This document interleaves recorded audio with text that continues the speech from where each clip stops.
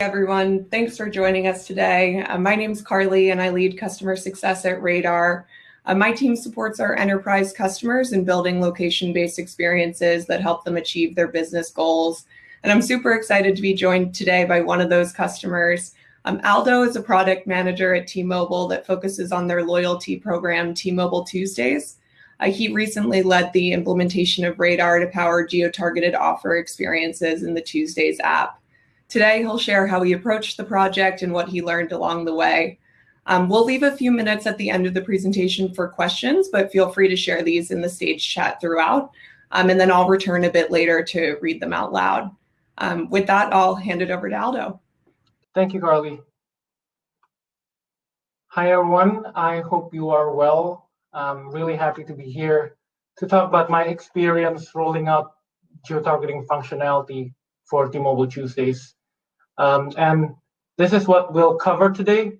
I'll give a brief overview of the T-Mobile Tuesdays program for those of you who might not be familiar with it, the problems and opportunities that led us to rolling out geo-targeting capability, how we brought that capability to life, and I'll also share some lessons learned. And finally, as Carly mentioned, we'll have some time for Q&A. The T-Mobile Tuesdays program's aspiration is to be famous for appreciating customers in an industry that doesn't treat people right. If you think about the traditional relationship between a customer and their wireless company, the customer typically hears from their wireless company when it's time for them to pay their bill. So we want to change that. Every week, we give away free stuff, great deals, and epic prices from brands that you love. No strings, no joke. You don't need to pay extra money to get this benefit. It's simply our way of thanking our customers for being a part of the T-Mobile Un-carrier revolution. So what does the customer experience look like? It's actually like going on a weekly date with your wireless carrier.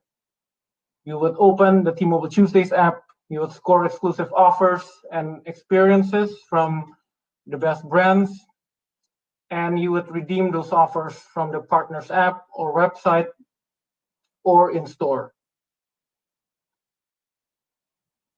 The program has won more than 50 awards. We just won 11 awards earlier this month. Winning is definitely a habit for this team. And the program's impact is undeniable. We have close to 5 million average weekly participants, 7 million monthly participants, around 40 million app downloads, 220 million offer redemptions, 85.1 million offers saved in the entertainment and transportation categories alone. And check this out, 23.3 million cups of free coffee. That's a lot of coffee. All in all, we have saved our customers more than $1 billion through our thankings. I'm so proud to be a part of this program. And we are not done just yet. We constantly listen to our customers' feedback. From time to time, we see a review like this one. It's fun, but most of the items offered are not available in my area. We also observed a desire for increased personalization within the app. And so we realized that we had an offer relevancy issue on the customer side. And from the partner's perspective, our limited geo-targeting capability prevented us from onboarding additional partners, especially those with more regional presence. And so before we roll out our new functionality, the only way we could do geo-targeting of content and offers was by looking up customers' account information, generating a manual list of eligible users, and uploading that list through the CMS, through our CMS. And this led to a higher risk for human error and poor customer experience because the generated list that was uploaded might have become outdated by the time the offer went live, right? And so with these pain points also came opportunities to create engaging, relevant, and memorable content and experiences for our customers that go beyond offer consumption, which has been the main focus of our apps. And for us also to have deeper and broader partnerships as we onboard more partners and allow them to service our customers, and in some cases, progressively roll out their products, services, and marketing campaigns in select markets. So what did we do? We built geo-targeting capability in partnership with Radar, and we just launched this morning. We secured regional partners as well. And so now I'm going to show you a quick clip of the functionality that we just launched a couple of hours ago. So the user would come into the Tuesdays app. They would see the invitation to share their location permission. They would grant us the permission, hopefully, and they would see the bonus offers, any bonus offers that they qualify for. So now that you've seen this brief demo, I'm going to take you through the journey that the team went through to bring this seemingly simple experience to life. So I'll be focusing on my collaboration with the marketing and partnership teams, the privacy team, as well as my technology counterparts. So the first building block that we worked on was alignment with our marketing and partnership stakeholders on 4 key areas. The first, and arguably the most important, was what pain points we're trying to solve and who we're solving them for. We discussed the customers and the potential partners' pain points. We also agreed on what we would not solve, at least not through our MVP. So once we agreed on the problem at hand, we aligned on the solution approach of building geo-targeted or geo-targeting capability for the program. And so this led us to choosing Radar as our location partner. And we also developed hypotheses associated with the solution approach. 2 of the most important hypotheses are: 1, the prospect of getting geo-targeted offers would incentivize users to give us location tracking permission.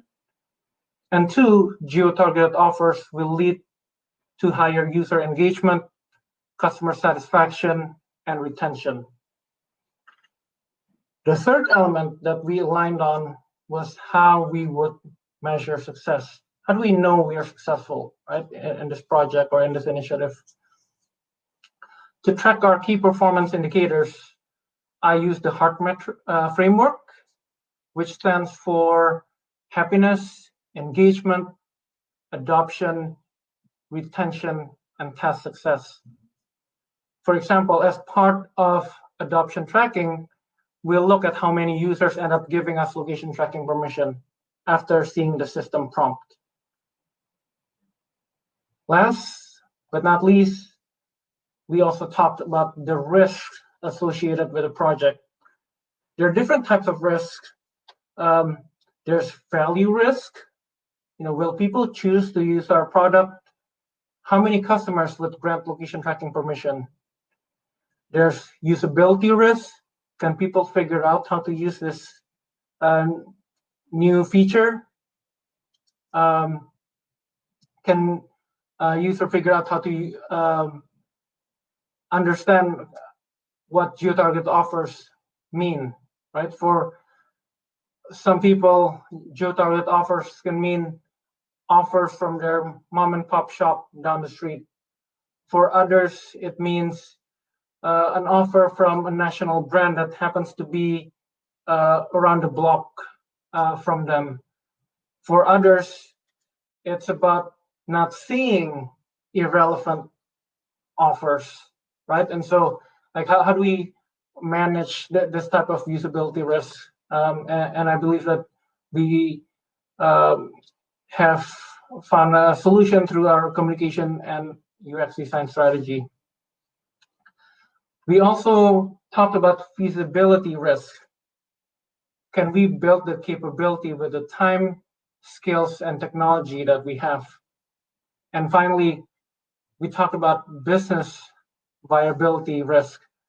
Will this solution that we are rolling out work for the various dimensions of our business? So we align on those, and this alignment exercise was generally an iterative process. Realignment was a must given the new territory that we're exploring. And so after the first round of alignment, we then moved to creative and tech solution design. I wanted to quickly share our approach to designing our tech solution. First, I wanted the solution to be capability focused. This means that the solution created should provide flexibility to the business stakeholders, and it should satisfy the business requirements in a way that would allow us to rapidly roll out additional features for the program. And that's tied to our next goal, which is loose coupling. We wanted to build any new APIs in a way that would get us closer to a microservice architecture. We also aim to build in API backward compatibility so that we wouldn't need to require users to update the app version when we roll out future enhancements. And finally, the initial tech solution design exercise was done by a small group of people to ensure speed and efficiency. So for the first few weeks, it was myself, Brett, who's also an awesome software engineer, solutions architect from Radar, excuse me, and a software engineer from T-Mobile working on this design. We tried to cover as much ground as we could before bringing other resources along. And I found this to be a useful approach, especially if you try to inject momentum into a project. I have since adopted this approach for other initiatives as well, and by doing so, I hope to help develop some tech leaders within my team so that we could be more nimble and increase our speed to market as people are able to take on kind of different projects and then take things as far as they can before bringing other resources along.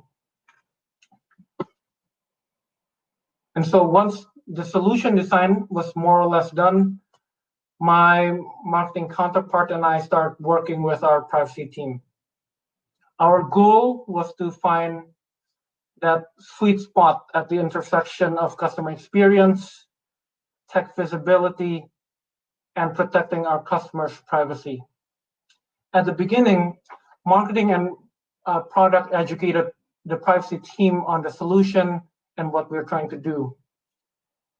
And at the end of the process, or by the end of the process, privacy educated us also on the high standard that we as a wireless carrier need to use when we're talking about customer data.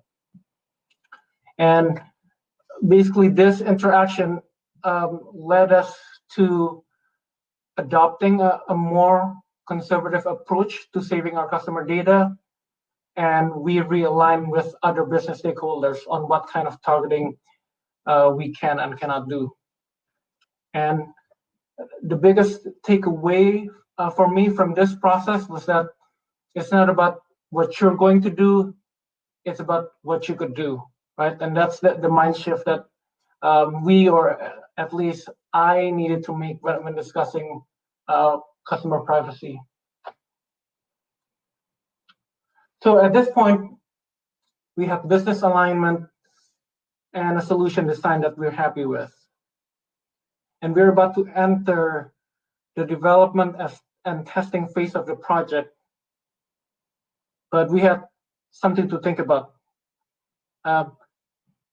See if you can relate to this. In Q2, we had 4 critical launches in 7 weeks, which left our team out of gas. In addition, we kept coming up against certain challenges that were so frustrating, but we could not address immediately because we were so busy executing and trying to meet our deadlines. We needed the team to pause, to regroup and re-examine how we work. We produced high quality work, but throughput was suffering from too much overhead. The intensity of Q2 exacerbated areas that lack solid process, role clarity, and working agreements. And oftentimes, enterprise work consistently put the Tuesdays program roadmap on the back burner. And so up to this point, we have been working as a single monolithic delivery team. And to allow this reset to happen, we took a break from all development activities and took a full 2-week sprint to pause and get our stuff in order. And at the end of the process, we decided to split the team into 3 squads, and I'm leading one of them. So this is the North Star that my awesome manager set for us. Each squad has who they need and no more. We know exactly what it will take before we start delivery, and no more fire drills. And these things map to the values of pride and ownership, focus on delivering value, and being able to adapt to change.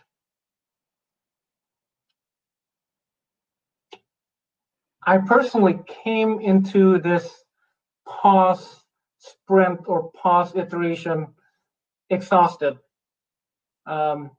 I had witnessed a number of process-related issues that we kept grappling with as we worked hard on our deliverables. And while it's tempting to attack the many problems head-on, as soon as this squad assignment was made, I decided to slow down and answer the most important question, and that is, who am I going to have with me in this journey? And this is important because who you're with and what you do together will determine both the experience and the outcome of the journey. In short, people matter. They occupy a place, and for us, even in this remote working culture, T-Mobile is that place where we interact with one another. And finally, there's a reason why each one of us occupies a space. And my desire for my squad is for each and every one of them to be able to show up as who they really are and fulfill their purpose in this place to the best of their ability. So how did this mindset inform the type of activities that we did during the pause iteration? I'm glad you asked, so I'm going to share those activities with you. The first thing that we did was to send out a survey to every team member so we could understand how remote working was treating them. We could figure out the new normal for different individuals, and ultimately we could provide supportive work structures. We eventually took these responses into account when we scheduled our recurring sprint meetings. Surveys are great, but if you really want to get to know someone, you don't do it through forms, right? But you do it by actively listening to the stories that they themselves choose to tell. So we asked people to pick one object or one picture that they had that they think others would not have, or something that's meaningful to them. And this is just like a sample of them. So apparently one of us is really good at making 3D masks, as you could see. Another person talked about their favorite sweet. Another shared their childhood experience in their home country. And a young artist's coloring work was also featured. Looking back, this activity was an unlock for us, as it allowed us to better see and hear each other even as we no longer shared an office space. Another empowering exercise that my squad did during the pause iteration was to identify the values that represented both who we are as a team and what we want to become. We settled on 3 core values: move fast and have a bias for action, drive impact through purposeful collaboration and clear communication, and use data to make decisions and drive continuous improvement. I clarified what each value means for the squad specifically and how each team member could live out that value. For example, what does moving fast and having a bias for action mean for our squad? It primarily means 2 things. 1, take calculated risk, develop and test for the immediate need to ensure agility, but also design for desire. So think long term. And 2, when, not if, we break things, we fix them, we communicate transparently, we learn from our mistake, and we move on. No finger pointing. So before the pause iteration, the team primarily looked for alignment and clarity. And after the pause iteration, after 2 weeks, they got answers, understanding, structure, and even started cultivating friendships, which is always nice to see. In a short amount of time after pause iteration, I've personally witnessed how the team improved how we execute complex projects and also innovated on core processes as we embark on an exciting self-directed quest to figure out what agile means and should look like for the team. And the third benefit is going to be realized over time. I believe that as we journey together to live out the values that we agreed on, work-life synergy will become more attainable as people find and keep finding connections, flexibility, and meaningful work with the team. We had our Q3 retro a few weeks ago, and the team agreed that we nailed collaboration and communication, which bodes well for the future as the squad keeps working to be the best version of itself. So there are 3 lessons that I want to leave with you today. The first one is that continuous discovery goes hand in hand with scope flexibility. We put the app version in the world this morning, and we had a beta rollout last week. As we thought through the various scenarios that we would encounter in production, we realized that we needed to add another feature to reduce our operational risk. So we did, and we are happy that we were able to respond quickly to new information and realization. And sometimes adding something new to the project scope means taking something else out, right? And this is an area in which social capital really counts. I need both my marketing and technical partners to trust and know that when I say we need to take something out of the scope, I have done my due diligence and that I'm exercising good judgment based on my knowledge of the short and long-term goals of the initiative. And And I'm proud of the product that we roll out because it beautifully captures this sophisticated level of understanding that we have with one another.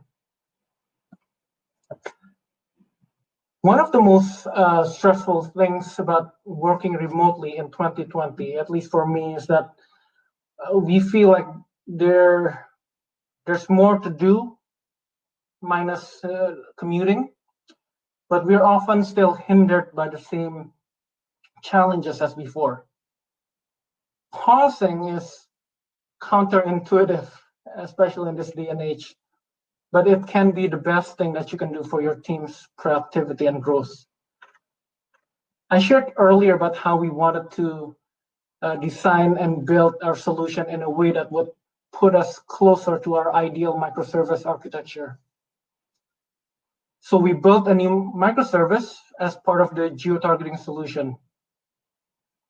Unfortunately, when we load tested it, it would not scale, primarily due to environment issues. So we had to pivot and did some refactoring. In the past, we would have been downtrodden about this type of failure. But now, because we had established that we wanted to have a bias for action, we wanted to communicate transparently and learn from our mistake and move on, things went more smoothly.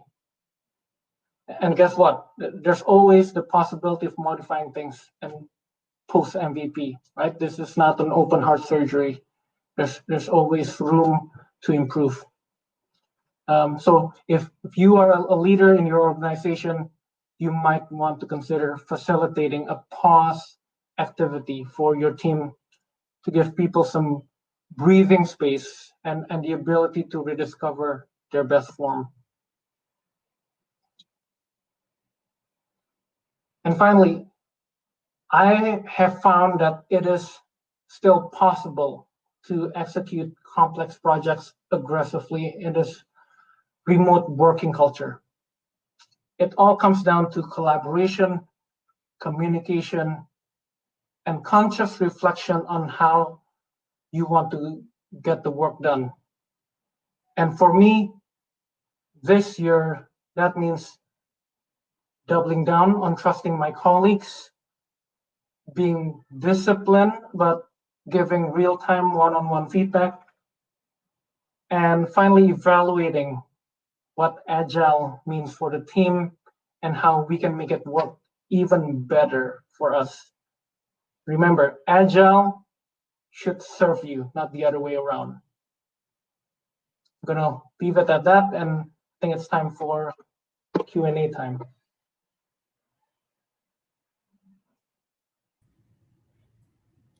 Yeah, thanks, Aldo, for sharing these insights. It looks like there are a few different questions in the chat that we can answer with the time remaining. First question is, how did you approach location prompting to maximize opt-in and minimize opt-out? Yeah, that's a great question, especially since we do location tracking, right? I think the first step was level setting on our expectations. We did our due diligence. We did some research, including surveying our own users to understand their propensity to trust us with their location data. So we have a target range in mind. But I think opt-in and opt-out, or we need to keep in mind that opt-in and opt-out are outputs, right? And so throughout the product development journey, and especially through my interactions with our privacy and marketing teams, it became apparent to me that we needed to focus on the key input, right? And to me, that is our relationship or communication with the customer, making sure that they understand why we are asking for a location tracking permission, what's in it for them, and how long we'll store their location data. My hope is that by focusing on this key input through our communication strategy and UX design, the rest will take care of itself. We'll see. So we'll monitor that closely. Yeah, I think the way your team approached this is really aligned with how we think about location prompting at Radar. So it was cool to see how thoughtful the team was throughout that process. Yeah. The next question was actually going back to the solution design piece. What made Radar the right fit for your solution? Yeah. So I think there are 3 reasons. The first one, we talk a lot about customer privacy, right? So Radar's privacy first approach aligns well with our need. For example, based on our conversation with the privacy team, we had to adjust some solution, right? And as a result of that, we had to amend our contract with Radar, as you know, and Radar was able to quickly accommodate that. So I'm grateful for the support that Radar provided in that regard. And then the second reason is obviously the support that we received from you and Brett. It's been instrumental in getting us over the finish line. And finally, kind of looking at the long term a little bit, we wanted a partner who can grow, that we can grow with, right? And we have an MVP solution. It just launched a few hours ago. And so if this proves to be a thing, if it proves to be successful from a program's perspective, then there's some other cool, interesting things that we can do. And we're confident that Radar has the capacity to help us get there. Awesome. And then I guess one last question is just when can we start to see geo-targeted offers in the Tuesdays app? In a few weeks' time. So stay tuned. All right, you heard it here first. Update your apps and opt in to start receiving some personalized offers. Well, it looks like we're almost at about time, and there aren't any other questions in the chat. Aldo, thank you so much for your time today and for sharing all that you've learned throughout this project. We're super excited to build upon this foundation in the coming year. Okay, thank you so much.